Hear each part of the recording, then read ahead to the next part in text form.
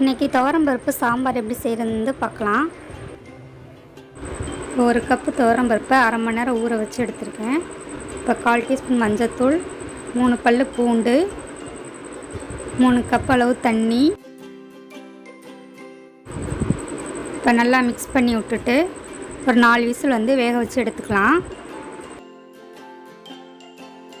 இப்போ 4 விசிலுக்கு அப்புறமா பருப்பு சூப்பராக வெந்திருக்கு. இதை மசிச்சு விட்டுக்கலாம். இப்போ சாம்பாருக்கு தேவையான காய்கறிகள்லாம் சேர்த்துக்கலாம். சின்ன வெங்காயம், ஒரு முருங்கைக்காய் சின்னதாக கட் பண்ணி வச்சுருக்கேன்.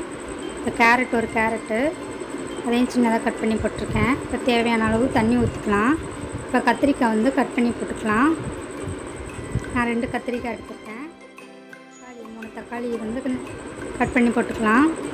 இப்போ தக்காளி நல்லா மசிச்சு விட்டுட்டு இப்போ கொஞ்சம் தண்ணி சேர்த்துக்கிறேன்.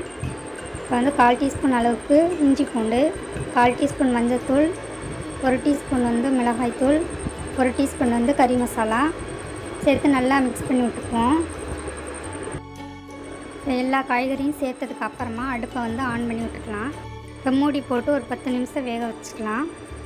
நல்லா கொதிச்சிருச்சு. இப்போ காய் வந்துருச்சான்னு செக் பண்ணி பார்த்துக்கலாம். காய் நல்லா வெந்துருச்சு. இப்போ வேக வச்சுருந்த பருப்பையும் சேர்த்துக்கலாம். இதை நல்லா மிக்ஸ் பண்ணி விட்டுக்கலாம். இப்போ இதுக்கு தேவையான அளவு உப்பையும் சேர்த்துக்கலாம். இப்போ நல்லா மிக்ஸ் பண்ணி விட்டுட்டு இதே ஒரு 10 நிமிஷம் கொதிக்க வச்சு எடுத்துக்கலாம். இப்போ மூடி போட்டு ஒரு 10 நிமிஷம் கொதிக்க விடுவோம். கொதிச்சதுக்கப்புறமா கொஞ்சோன்னு புளி கரைசல் சேர்த்துக்கலாம். இது ஆப்ஷனல் தான். புளி வேணுன்னா சேர்த்துக்கலாம், இல்லைன்னா விட்டுடலாம். தக்காளி புளிப்பாக இருந்தால் புளி தேவை கிடையாது. புளி சேர்த்து ஒரு 5 மினிட்ஸ் கொதிக்க விடலாம். அந்த புளியோட ஸ்மெல் போகிற வரைக்கும். இப்போ நல்லா கொதிச்சிருச்சு.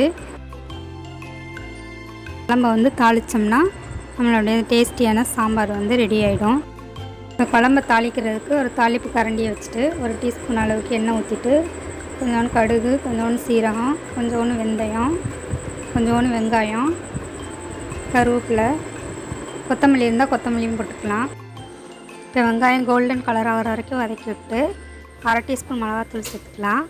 இப்போ குழம்புல இதை ஊற்றிட்டு உடனே மூடி வச்சு மூடிடுங்க. அப்போ தான் நல்லா ஸ்மெல் இருக்கும். வீட்லேயும் செஞ்சு பார்த்துட்டு எப்படி இருக்குன்னு சொல்லுங்கள். வீடியோ பிடிச்சிருந்தால் லைக் பண்ணுங்கள், ஷேர் பண்ணுங்கள், சப்ஸ்கிரைப் பண்ணுங்கள். கூடவே பெல் ஐக்கனை கிளிக் பண்ணுங்கள்.